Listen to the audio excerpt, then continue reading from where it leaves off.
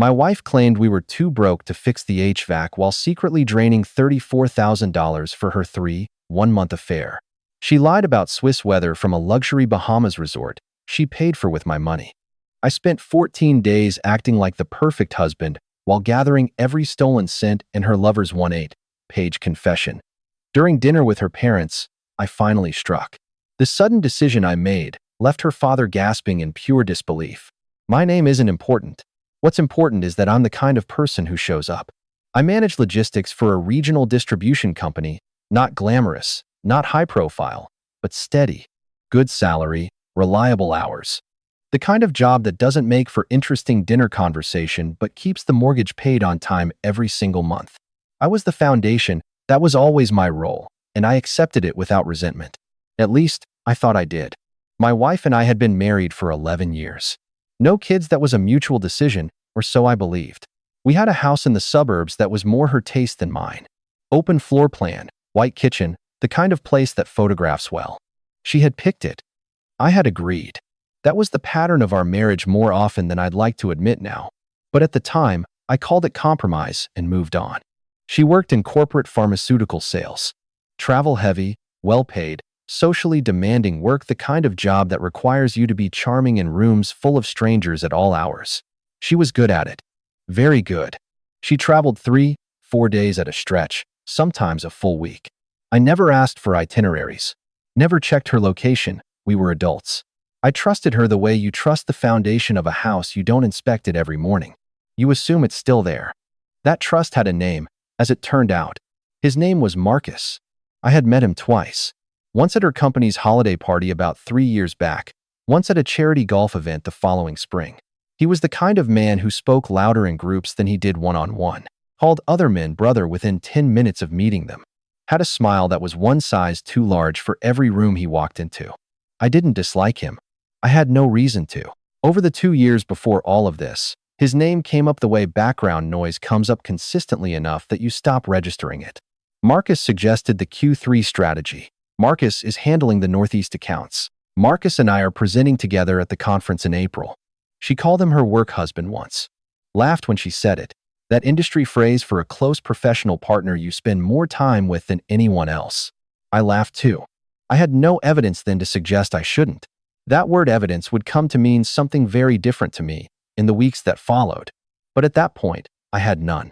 I trusted her completely, and she had spent 2 years making sure that trust was easy to keep. She left at 6:14 inches the morning. I know the exact time because I was standing at the bedroom window when her cab pulled out of the driveway. International Pharmaceutical Leadership Conference, Zurich, Switzerland. 2 weeks. She kissed me at the door and told me not to forget to run the dishwasher. I made coffee. I sat at the dining room table. I had a full workday ahead and no particular reason to feel anything except the ordinary quiet of a house with one less person in it. At 9:47 inches the morning, my phone buzzed. Unknown number. No message. Just 3 photos, sent back to back with no context and no explanation. The first, a resort pool. Turquoise water, palm trees, a sky that was not European in any season. The second, a beach chair, a cocktail, a hotel umbrella with a resort name printed on it, a property in Nassau, Bahamas. In the background of that second photo, almost incidental, a key card holder on the side table with a room number on it. The third photo was my wife, laughing, arm around Marcus, the ocean behind them, a bikini I had never seen her wear. The timestamp on all 3 images was from the previous afternoon. She hadn't even landed in Zurich yet. I sat there and looked at those photos for approximately 4 minutes. I didn't call the number. I didn't text back. I didn't call her. I just looked. Then I got up, poured the rest of my coffee down the sink, and started thinking very carefully about the next 14 days. I want to be clear about something. When I put my phone down that morning, I was not in shock. I was not falling apart. I was angry, yes, but anger without direction is just noise, and I had never been a man who made noise. What I felt, underneath everything, was something closer to clarity. A door had opened that couldn't be closed again, and the only question that mattered now was what I was going to do about it. I made a decision in the next 30 minutes that shaped everything that followed. I was not going to call her. I was not going to contact Marcus. I was not going to change a single visible thing in my life for the next 14 days. Instead, I was going to use every hour she was gone to understand the full scope of what had been built against me, and I was going to dismantle it at a time and place of my choosing. That afternoon, I called my brother-in-law Derek, my sister's husband, family law attorney, 12 years in practice. I told him what I had. He told me to come over.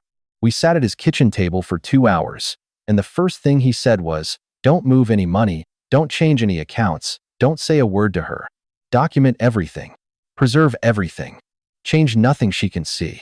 His second piece of advice was about the cloud backup account, the shared one we had set up years ago to sync photos across devices. He said I should look at it before I did anything else. I had never looked at it before.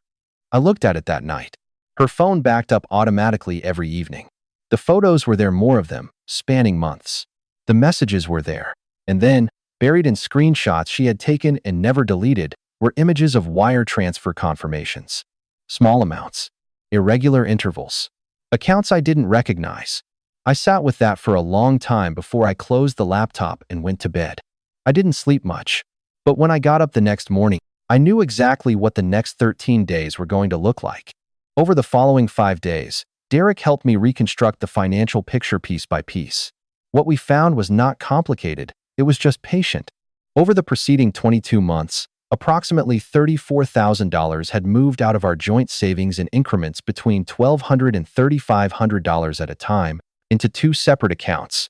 One was in her name only, opened at a bank she had never mentioned 18 months ago. The other was connected to an LLC I couldn't immediately trace. I pulled our joint credit card statements. I cross-referenced them against hotel records Derek was preparing to subpoena. The Bahamas trip alone, flights, resort, excursions, dining had cost approximately $8,400, charged to a card I had never seen or known about. We had recently talked about replacing the HVAC unit in our house. She said we should wait. We couldn't afford it right now. The unit cost $6,200. I had nodded and let it go. She had been moving money for 8 months before that conversation. I hadn't known to look for any of it.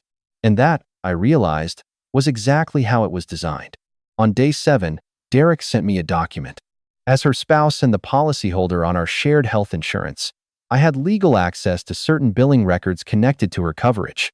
I want to be careful about how I say what I found, because this is the part of the story I've thought about the most, and I still don't have clean language for it. What the record showed was this: 2 prescription refills for oral contraception, filled during a period when she had explicitly told me she had stopped taking birth control.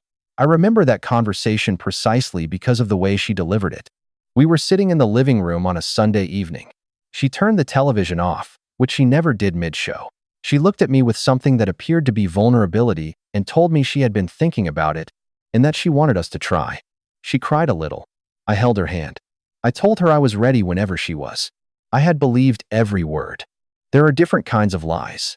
The kind she told me about Zurich, the invented conference, the fake colleagues, the Swiss weather.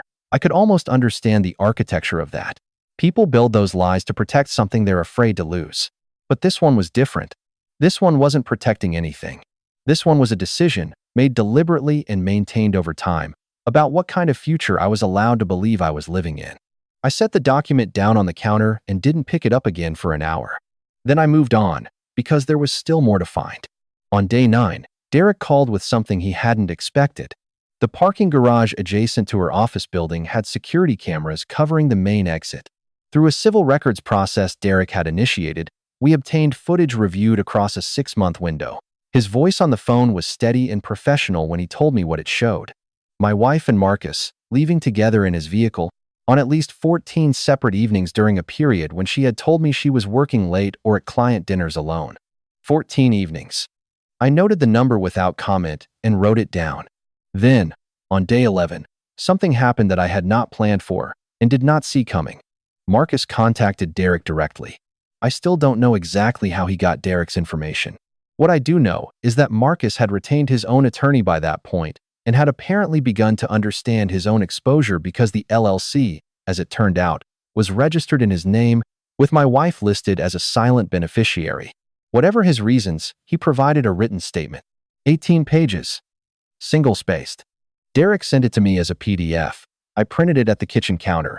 I read it standing up. I did not sit down once across the entire 18 pages. The statement covered 31 months. Specific dates, specific locations, specific hotels. It covered the first trip they took together and the last one I knew about. And it covered conversations, detailed ones, in which my wife had described our marriage to Marcus in terms I was not prepared for. Her exact words, as Marcus had recorded them, about who I was, what she thought of our life together, and how long she had already checked out before any of this started. I won't repeat those words here. I read them. I remembered them. And I understood, with complete clarity, exactly what I had been living inside of for the past 2.5 years. 31 months. She had been lying to me for 31 months. On day 12, she called me. I was sitting at the kitchen counter when my phone rang. Her name on the screen. I looked at it for 2 rings, then answered. "Hey," she said. "Just checking in. How are you holding up?" I told her I was fine. Keeping busy. She said she missed the house. She said she missed me. Her voice had that particular warmth in it, the kind that used to make me feel like the luckiest man in the room. I recognized it now for what it was. A performance she had been running so long she probably didn't notice she was doing it anymore. I asked how the conference was going. She told me about a keynote that morning on European regulatory frameworks. She named a German executive she had apparently reconnected with. She mentioned a networking dinner the previous evening, a rooftop restaurant, very elegant, exhausting but worth it. She described it all with the fluency of someone who had prepared the story in advance. No hesitation, no searching for words, no gaps. I listened to every detail. I let her finish. Then I said, "What's the weather like over there?" "Switzerland in spring, I've always wondered." She didn't pause. Not even half a beat. "Cold," she said. "Overcast. Pretty gray, honestly. Very different from home." I said that sounded rough. I told her to stay warm. She laughed a little and said she would. We said goodbye the way people do when they still believe everything is normal. I hung up and wrote down the time of the call. I wrote down her exact words about the weather. Cold. Overcast. Gray. Then I pulled up the NASA weather report I had checked that morning, the same way I had checked it every morning for the past 12 days. 84 degrees. Sunny. Light wind off the water. I added the weather discrepancy to the file, noted the timestamp, and closed my notebook. I want to be honest about that call. I wasn't proud of it. Not because I felt guilty for asking. She had forfeited any claim on my guilt 11 months into the 31. But because listening to how effortlessly she did it, how completely automatic the lie was, told me something I had been half hoping wasn't true. That this wasn't panic. It wasn't poor judgment. It was practiced. She had been doing this for so long that honesty would have required more effort than deception. That was the last thing I needed to know. The following evening, Derek came to the house. He brought 2 documents in a manila folder, a phrase that would take on a very different meaning in 48 hours. The first was a draft divorce petition. The second was a civil complaint for financial fraud and conversion, naming both my wife and Marcus individually, in connection with the LLC and the transferred funds. The civil complaint wasn't filed yet. That was by design. It would be held in reserve. Derek also told me something I hadn't asked him to arrange. He had a contact at her company's compliance office, a standard professional connection, nothing unusual. Through proper legal channels, with documentation, he had informed the compliance officer of the LLC's connection to a current company employee. An internal investigation had been opened. My wife didn't know about it yet. I signed the divorce petition at the kitchen counter. The pen I used was one she had given me as a birthday gift 3 years earlier, a nice one, heavier than most, with my initials on the clip. I noticed that. I didn't say anything about it. I just signed. Derek took both documents and put them back in the folder. I bought a fireproof lockbox that afternoon and kept it in the trunk of my car. That night, I cooked the pasta I always made on Thursdays. I set the table for one. I ate alone, in a quiet house, for the last time as a man who had not yet said a single word. Tomorrow, she would land. Tomorrow, her parents were coming to dinner. Tomorrow, consequences were going to arrive exactly on schedule. The morning of day 14, I woke up at 5:30 and lay in bed for a while without moving. I want to tell you what I did not do that morning, because it matters. I did not rearrange the house. I did not take down the photos from the hallway wall, the ones from our 3rd anniversary trip, the one from her sister's wedding where she was laughing at something off camera. I did not move her things, clear out a drawer, or change a single visible detail about the life we had built in that house. I wanted her to walk through the front door and see exactly what she had left. I wanted the familiarity to be the last thing she felt before everything changed. I had one non-negotiable condition for how this was going to happen, and I had arranged it 4 days earlier. Her parents were coming to dinner. I had called them myself, framed it as a welcome home meal, something we had done before after long trips. Her father picked up on the second ring. Her mother asked what she could bring. I told them just themselves. They agreed without a second thought, because in 11 years I had never given them a reason not to trust me. Derek would also be there. I had told them he was a friend stopping by. That was true enough. I sat with the risk for a long time that morning. If she broke down the moment she saw the folder, if she turned the room before I could establish anything pivoted to victimhood fast enough to pull her parents toward her before the evidence had a chance to speak. I had watched her perform for 11 years. I knew exactly how quickly she could move. So I made a rule for myself. One question. Place the folder on the table. Say nothing beyond what was necessary. I was not there to humiliate her. I was not there to punish her in front of her parents for the satisfaction of it. I was there because her parents had trusted me with their daughter for 11 years, and she had lied to them for 31 months too. They deserved to know the truth, and so did the version of me that had sat at that dining room table and believed every word she ever said. Her flight landed at 4:22 inches the afternoon. A few minutes later, a text, just landed, so tired, can't wait to be home. I wrote back, drive safe. Dinner's at 7, your parents are coming. She sent a heart emoji. I put my phone face down on the counter. Then I sat at the dining room table and read through Marcus's confession one final time. Not for information. I read it to remember exactly what I was walking into that dinner, as not her husband. Not the man who had believed her. The man who had spent 14 days turning her lies into a documented, irrefutable record of the truth. Her key turned in the lock at 6:38 p.m. She walked in smiling. Her mother was already at the table. Her father stood up to hug her. She laughed and held on a little longer than usual, the way people do when the homecoming feels genuine. She was good. I'll give her that. She was very good.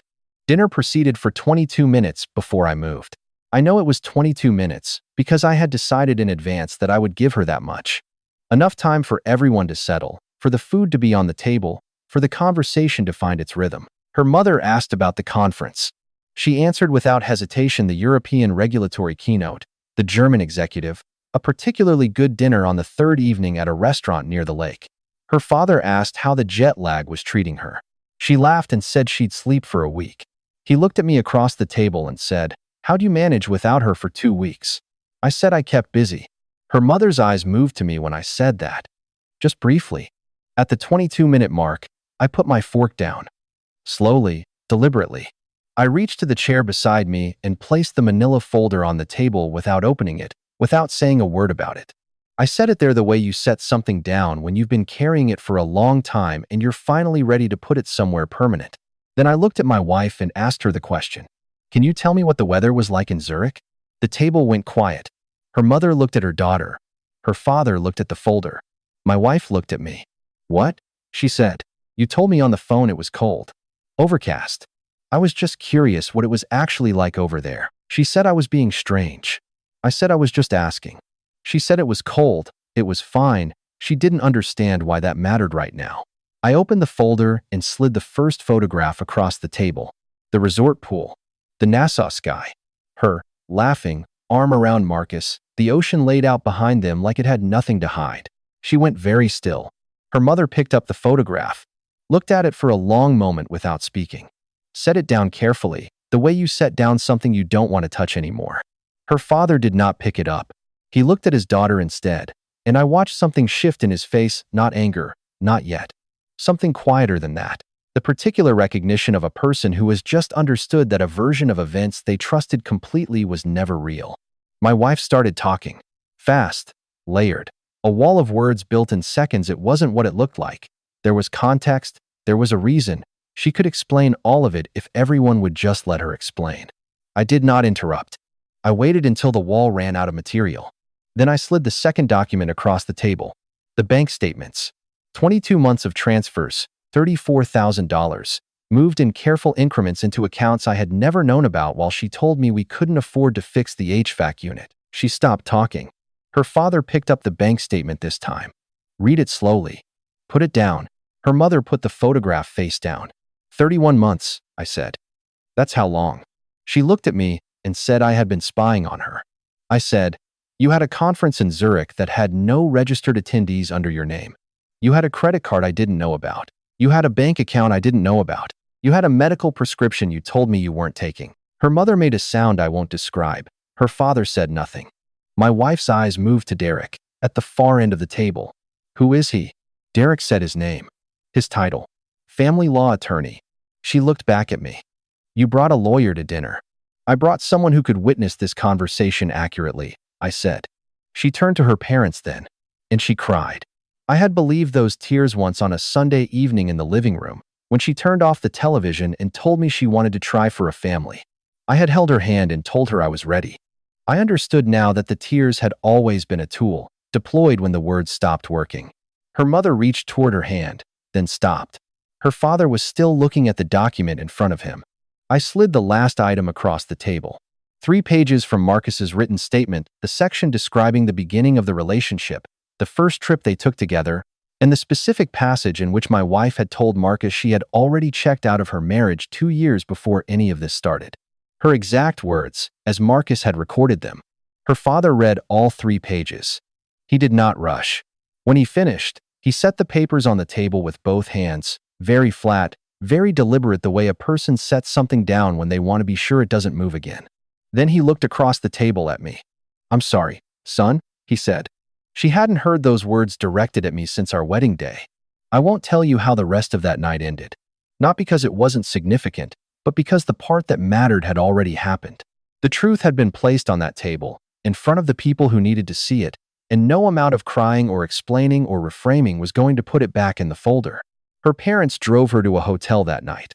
I sat at the dining room table alone after they left, in a house that was completely quiet for the first time in a long time, and I let it be quiet. The divorce petition was filed the following Monday. The civil complaint against her and Marcus was filed 2 weeks after that. Marcus, who had already provided his written statement as part of his own legal negotiation, did not contest the financial fraud claim. He agreed to a settlement that recovered $29,000 of the $34,000 transferred. The remaining $5,000 came back through the liquidation of the LLC. At the end of that month, her employer completed their internal investigation and terminated her employment.